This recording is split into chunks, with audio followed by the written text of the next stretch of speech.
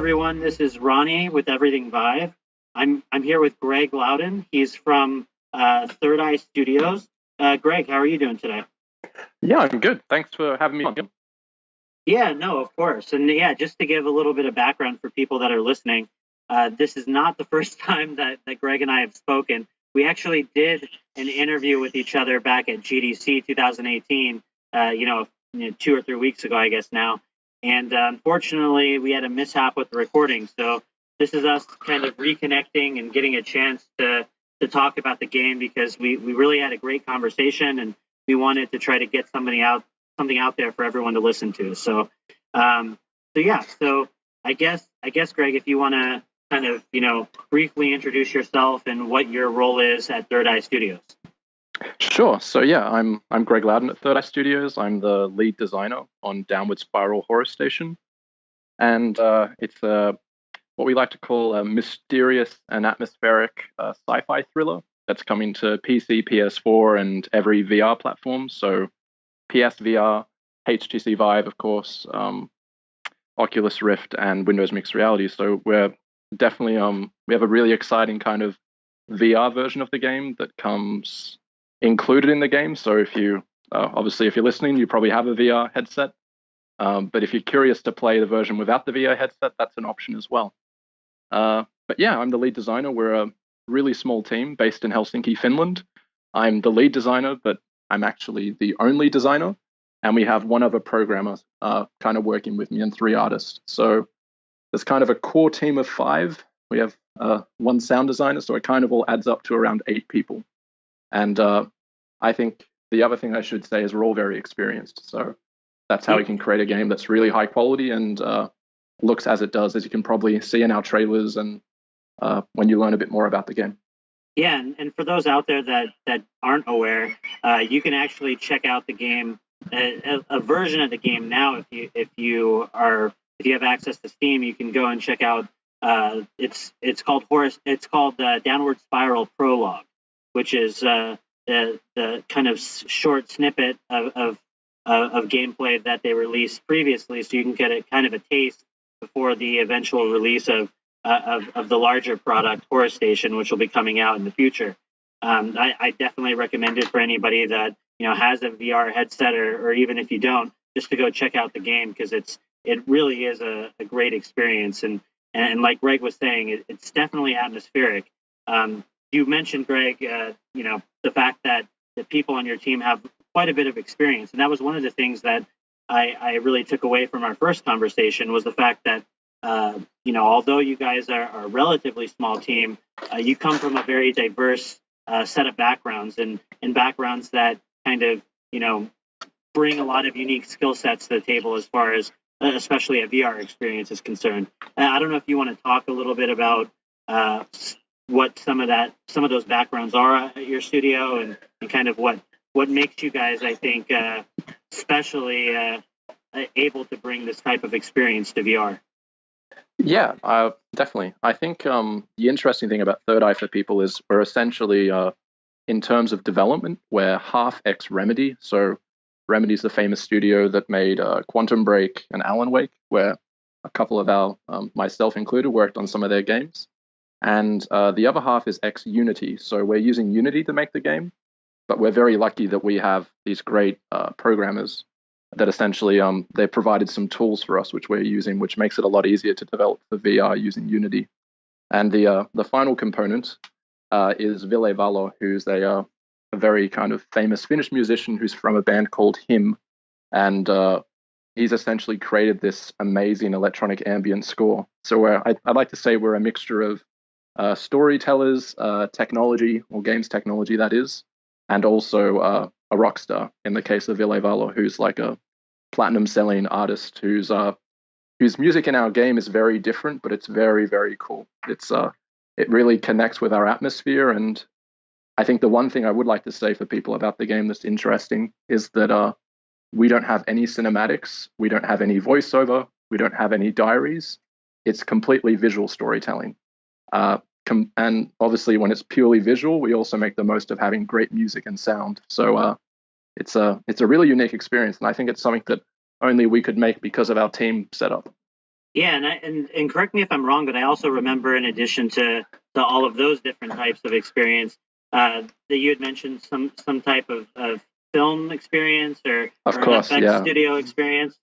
Yeah, and it's the other background for me, of course, is that before working at Remedy, I also worked in film. So the last science fiction movie I worked on was Gravity. So doing a zero gravity kind of space thriller is not really that unknown for me. And I also worked on Prometheus, both of those in London, along with World War Z, which doesn't have that much relationship. And as some of your listeners may have guessed by my accent, I'm Australian, originally from Sydney. So I worked on some Zack Snyder movies there as well. So I've been really lucky to get to collaborate with a lot of good storytellers and action filmmakers and just great directors in general. So I can take all that experience and put it into my work, and in this case, into Downward Spiral. So it's been really interesting because on Gravity, one of the sequences I worked on was the first person sequence where Sandra Bullock is going through a Chinese space station and she's pulling through a bunch of debris.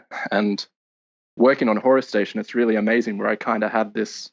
I obviously knew it was very similar, but I had this moment where there's a particular sequence in our game it wasn't on purpose that similar, but it really just brought me back to that same feeling and connection. So I think for fans of Gravity and for people that may have noticed some of the details, they'll also notice some of the details in our game as well. So yeah, very Yeah, experienced team. no, definitely. When I got a chance to check out Horus Station at GDC, I didn't know all of that background going into the demo, and I mean right away like like you were saying, the visuals, I mean, especially I tried the game in VR, so I haven't had a chance to play it just on my PC. I'm sure I'd probably be playing it a little bit of both if I like once I get a chance to pick it up here. But yeah, one of the things that stood out to me right away was just how realistic the environment felt, and a lot of it was the visuals, a lot of it was the movement system, but a lot of it was just kind of things that I didn't always know were having a huge effect on me, like the audio, like the score, like a bunch of other things that were kind of at play while I was experiencing it.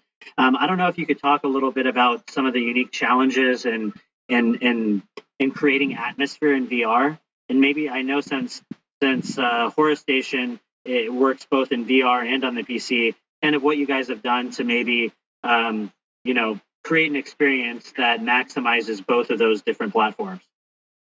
Yeah, great question.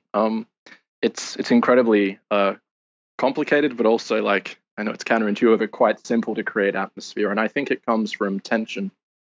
So that's something that we really try to maximize in the game. Where listeners already, we've actually revealed a similar experience to what you had. You can kind of check out 17 minutes from the game to get a good idea of how it works and how it is. In this case, the PC version that we've revealed. But essentially, when we're building the atmosphere, we really try to have contrast. So the beginning is very silent, and we just have like the ring of an alarm coming from a monitor in front of you. We have some dark red lighting in the space, and then it kind of moves over to a very cool like zero gravity space where, as game designers, the cool thing about doing like a zero G game, which there have been a few, but I don't think any like Horus Station, it means that you can really just change the level design where you're not just on a flat plane, you're not just on a field with broken cars if it's the apocalypse blocking you and other things. The sky's the limit, so you can kind of float up. And since we have Ville Valor's music, we really choose to use that music well. So just when you are maybe a bit bored or maybe the tension's built too far, we can kind of relieve it in that sense with this. So I think atmosphere is all about tension. In terms of the challenges, it depends on the platform. So I think with virtual reality, as players can check out if they check out Downward Spiral Prologue on Steam already, we kind of nailed the movement system where we found that you can kind of trick the mind and not cause motion sickness, which is obviously very common in virtual reality. Mm-hmm. Where if you can push and grab and pull yourself, it's almost a bit like being underwater and kind of swimming, or obviously being in space in this occasion. So once we kind of had that, Prologue just really connected, and it was just about building a good atmosphere and having great production design and good music, and it all kind of connected. And then obviously Horus Station, because we're lucky enough to come back and get to do another game. It really just takes all of those lessons and pushes our tech and our experience to the next level. For the PC version, though, it was quite complicated, and I think part of our innovative controls that we have, which is something that I think is very special. When people try the PC version or the flat version, the VR version is by far the most immersive, and I don't think it'll be topped in those regards in terms of immersion. But with the flat version, we had to rethink the gamepad and the keyboard, where in games, usually you hold down W or you push the left stick forward. Whereas for us, we almost treat it like it's your arm. So as you can probably already hear from that statement, it's quite unique. Yeah. And I'm trying to think of exactly how it worked, because I mean, yeah, like you were saying, I got a chance to try out the movement system, obviously, when I played Horus Station, and that was one of the things that right away, it was very freeing in terms of where I felt I was able to go, because I mean, I've played obviously a lot of different types of VR titles, and one of the things I think that is sometimes a little bit difficult is when you get into those situations where you're not exactly sure where you are, or you're not exactly sure what the best way to move would be. Like a lot of times, everyone's experimenting with different ways that you can get around environments, and in games like yours where there's a free movement system, oftentimes people are developers have tried to use just general locomotion, very much more traditional types of movement systems where you're just moving forward on a pad or teleporting or that sort of thing.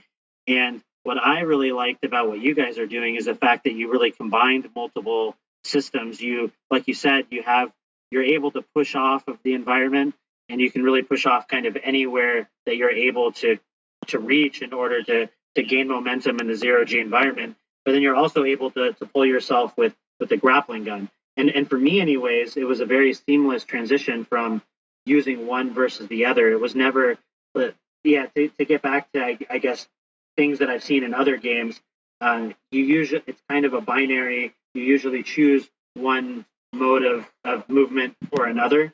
And with Horus Station, I felt like I was kind of able to, just jump from pulling myself to pushing, using both mechanics whenever it was most convenient for me. And what that ultimately did for me was it kind of turned off those alerts in my mind. I just started using them as I saw fit, and never really thought of movement as being an issue or hampering my experience in any way. So so kudos to that. And what led you guys down that path? I mean, I know you're talking about how unique it is, and how you took that system and even applied it to the PC version of the game, the flat version. What led you to that path? Did you initially start with the more traditional path and eventually decide to go this route, or what was it like? Yeah, I think at the beginning there was a lot of experimentation because virtual reality is so new and exciting, and it just has such a potential.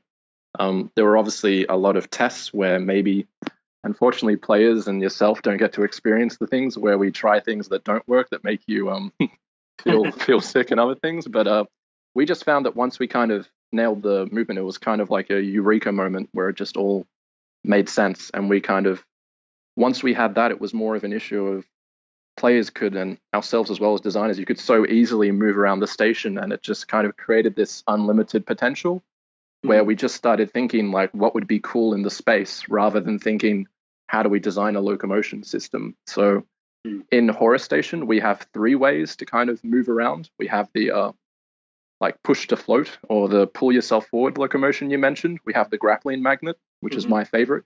And we have the thruster, which is kind of, it was shown in Prologue, but it's like the quickest way to move, but it's been updated in Horus Station. And the thing was, with the grappling magnet, it essentially came from the fact that when I was playing, I kind of constantly wanted to reach for things, and I was like, man, it'd be really cool if you could just pull that thing towards you.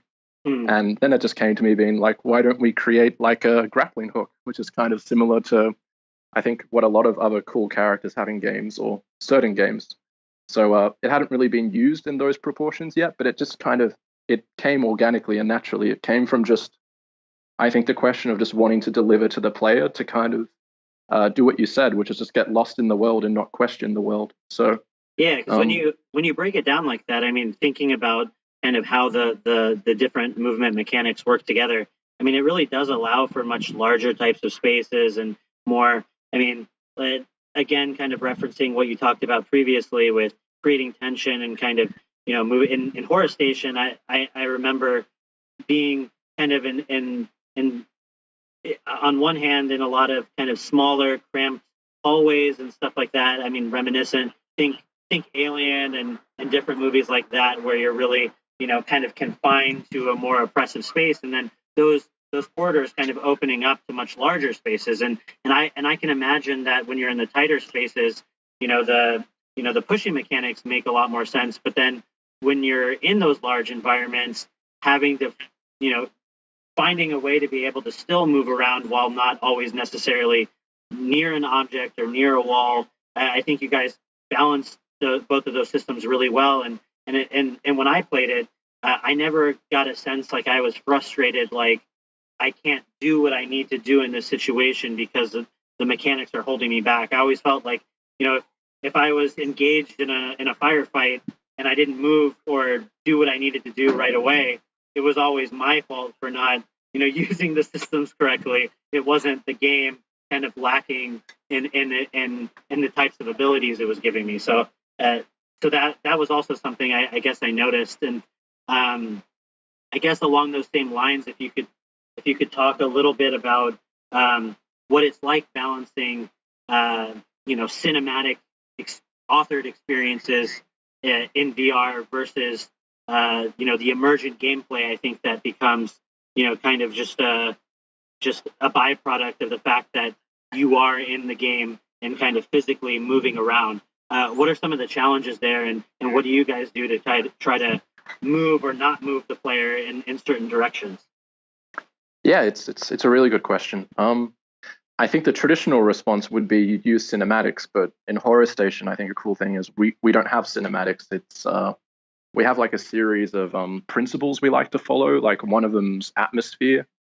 The other one is kind of discovery. Like our story is discovered, not told. So I think our story is really interesting. It has lots of different influences, but I'll have to remain as mysterious as I was in GDC in terms of answering that stuff. I think it's better that players interpret and play. They're the stories I love, and there is a deep story, but yeah, I won't mention it.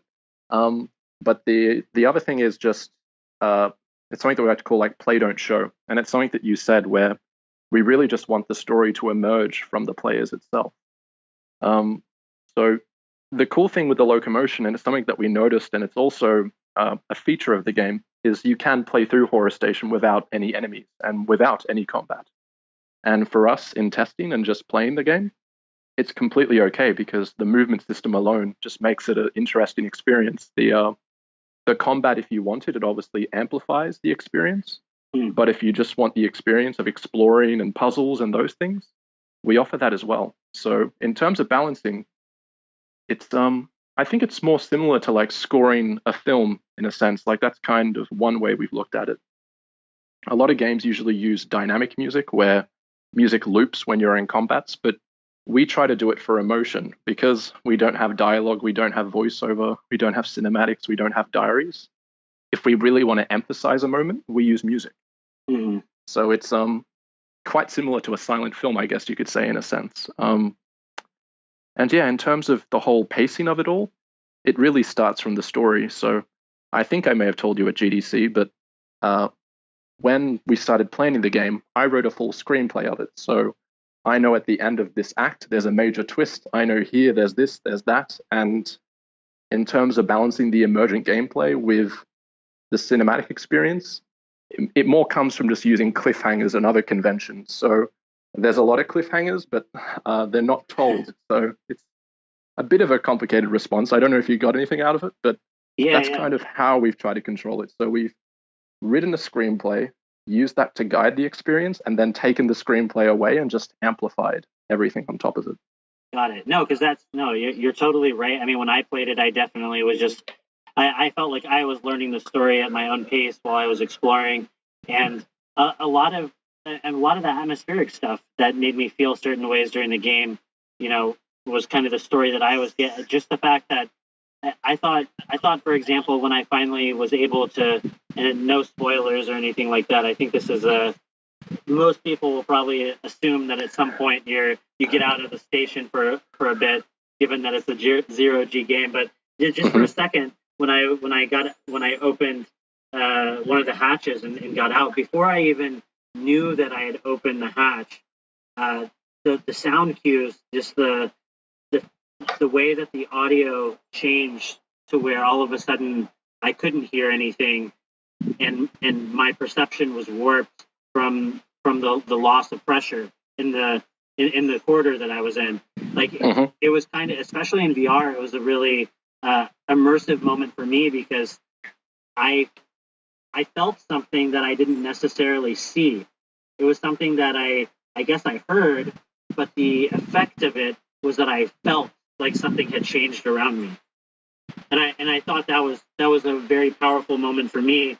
And again, it was one of those moments where I really felt like I was completely somewhere else and exploring something, and all of a sudden, kind of, I guess for lack of better words, I was a little bit vulnerable in the sense that I felt like the environment had a power over me, which I'm sure is something that you guys are trying to probably convey, given the feel of the game. But yeah, no, definitely, that was the complete intention there, and it was very, very everything's kind of done in a very big sense of trying to have the player feel certain things. I think that's the key word, and I think that's how you get tension and atmosphere, is through actually feeling the space and getting lost in the space. So it's really good to hear you hear that, and I can't wait for your listeners and all players to kind of jump in and play the game, because we have so many great moments like that.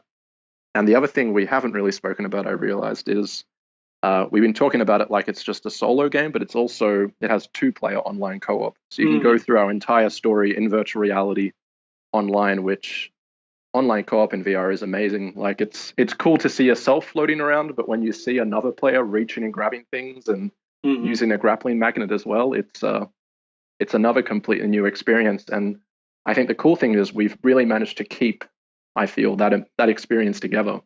And if anything, it's just like going through a space with a friend. You can kind of actually negotiate and try to figure out the meaning, and maybe the other player will notice things you haven't, and those sort of things. So it's really glad you managed to connect with that sequence. We put a lot of thought into that one. Yeah, no, I mean, it was definitely one of those standout. I mean, I think it's those kind of experiences that everyone really is excited to try in VR, because anytime you're in a new place and you're able to be taken away somewhere where you would never get a chance to experience yourself, I mean, it's different than a movie, because you feel like you're the one that's experiencing the situation. You're not just watching someone else experience it. Yeah, and I think that's even just a big thing with virtual reality. I've learned in a sense that with games, even working at Remedy, like Remedy made Max Payne and Alan Wake and Quantum Break, and both of those games have names of other characters, and you're kind of pushing that character through the world. But in virtual reality, I think one of the biggest lessons I've learned is that the player is the character. So you yourself, you're the star in that sequence, and that's why I think we almost make it anonymous in a sense, because it makes it so much more immersive when there's not a character or you being told that you're someone else, if that makes sense. I think it's almost more like designing a ride at a theme park like Disneyland or Universal Studios than designing a traditional game where you have Master Chief or Space Marine or any of those characters. It's a new medium. So I really think the anonymous aspect is a good way to design to kind of hook players to the experience in a sense. Yeah, and on that point, I'm kind of curious. I mean, what was your first big VR experience, and what led you guys to decide that you really wanted to make a VR title? Great question. I think it was different for everyone. I guess my kind of first big VR experience that I found really exciting and kind of mind-blowing, I guess it's quite similar for a lot of people, but it was Valve's The Lab. It just referencing Disneyland again, it felt like I was in a theme park. But I loved the experience, but I didn't feel the pull to ever want to play it again. It felt like going on a cool ride, and then the ride was over and I had fun, but And that was something that I did feel like with VR for a while. But I think after I played Downward Spiral Prologue, I guess I'd been waiting for a game that had exploration that felt as immersive kind of in terms of world exploration as a game. And I really felt that Prologue was one of the first games to do that for me. So I was incredibly humbled where I joined the team after the Prologue came out to help them with the design and push forward and take all the experience I had from film visual effects and games and bring it to the Horus Station. So yeah, I feel like if you haven't played Prologue, it's the game that converted me and made me design this game. So I can't recommend it enough. What was your VR experience?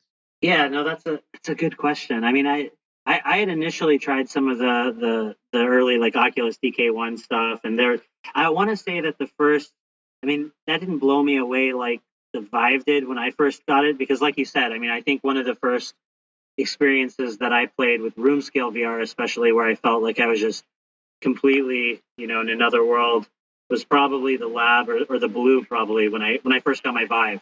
But Yep. but thinking back to it, I really think the first time where I just bought into VR was when I had my Oculus DK1 and I loaded up Titans of Space. But I don't know. Okay, I haven't heard of it. I need to look it up. Yeah, it was. I mean, it's one of those games that, I mean, it's still an amazingly, it's an amazingly well put together project. At the time, it was just the first game I had ever tried that had that sense of scale. And again, it's one of those, yeah, I mean, similar to what you guys are doing to some extent. I mean, it's a completely different type of experience, but with Titans of Space, it's almost like a museum where you're going through the solar system to each planet, and you're able to, you feel like you're out in space, and you go from planet to planet. And then the thing that really lasted with me at the end of the sequence, after you visited all the major planets, you see Pluto and all of that, then they start showing you some of the nearest sun or nearest stars to our solar system. And when they show you those stars, they start showing you kind of what the scale is like. So in Titans of Space, they show you, well, this is the next closest star to our to our solar system. Here is how big that star is compared to our sun. Here's the largest known star in the galaxy, and just seeing how big those things are and feeling like, for the first time when you're in VR, I think scale is something that you're able to convey to the user that you can't do nearly as effectively on a flat screen. Yeah, I completely agree. And that was something that just blew me away. Like I don't think I've ever, and the blue is scale again is something that I think left a big impression on me. I think the first time I saw there's that big whale that comes at you, and actually feeling like there was something huge in the room with me. It's those types of things that I recognize that you can get a different type of feeling or experience from VR that you can't get anywhere else. So that's awesome that you were able to try it out, and that led you down this path, because I think what you guys are going to be able, it's people like you with, I mean, really, I think in order to make VR a successful medium, and I think to some extent it's inevitable given what people are able to do in this platform, but the fact that I think to get the really great experiences, we need people with very unique, with developed skill sets on both the game tech side, but also cinema, also different arts, to kind of all come together to bring those advanced skill sets to this new medium. Because I think that's the potential's there. So now we need awesome creators like yourselves to kind of fully realize that potential. Yeah, and then we need everyone to tell their friends and expand and let them experience it as well. But yeah, completely agreed. We're really humbled to be a part of it. I think there's a lot of great VR developers, and there have been a lot of great games. So we just need to keep creating. And I think in one way, actually, us having the game be available to different groups of players, and if not both of them, I think it's a really smart way to kind of, for people that have it, they get an extra game. And for people that don't, it leads them with, just in our case, there's there's a menu option that's kind of grayed out, which maybe makes them think, oh, well, maybe if I get PSVR or a Vive headset or an Oculus or whatever, that they'll jump in and they'll have this experience that we both had, and they'll be dedicated and want to get more experiences, which creates more content. So it's it's a really exciting time. And the cool thing with Horus Station is I unfortunately can't give you the release date, but it's coming this spring. So spring isn't that much longer. So we'll be announcing the date very, very soon, but it's not going to be long for players to jump in. So we're really excited to share it. And I won't tell you more, but you mentioned scale. We have some very, very cool moments in the game that you haven't played. So I think we're well aligned on that revelation. So I hope you get the same feeling when you play the end of Horus Station. We really we push it pretty far. So you should really like it. Well, that's super exciting. I guess we can end on that note then. I'm super excited to play the game. You mentioned it's going to be coming out in the near future, so I can't wait for that as well. What's the best way if people out there want to follow the game, want to follow you guys, and what your potential upcoming projects are going to be? What's the best way for people to do that? Yeah, good question. So I'd say you should follow us on. You can follow us on Twitter, on Facebook, Instagram, and we also have a website. It's Third Eye Studios with a 3RD and .fi because we're based in Finland. But I'd say any social media, we're there. We're posting quite regularly, and if you want to hear about the game first, then you should definitely follow us there. Otherwise, obviously, you can listen to Ronnie, and he'll tell you more about the game ahead, I'm sure. Yep. So awesome. All right. Well, thank you very much for your time again. It was a pleasure doing the interview a second time. I think we got most of the things that we talked about in the second interview, but kind of weaved in and out a little bit differently than our first attempt, I think. So. Yeah, and I think after you played, you were, and as we were as well, you were very excited. So we could try to capture that. But end of the day, I think it's better that you jump into the full game soon. And it's I can't wait for you and your listeners to play. There's a lot of cool moments. It's going to be great to share. No, you're right. And just before we sign off, if there's one thing I can say after my first play of Horus Station, that was conveyed in our original interview, it was, like you said, the sense of excitement. I mean, I really didn't know 100% what to expect, and after I played and got a chance to talk with Greg about the game afterwards, and I was just completely blown away and just super giddy about just what the experience is like. I mean, it really did feel like I was experiencing, like I said, an Alien or Gravity movie for myself at my own pace and kind of doing things my way, but at the same time, completely, taken away into another place. So it was an amazing experience, and I can't wait for the release. So thank you so much again, and we will be in touch. Sounds great. All right, all the best.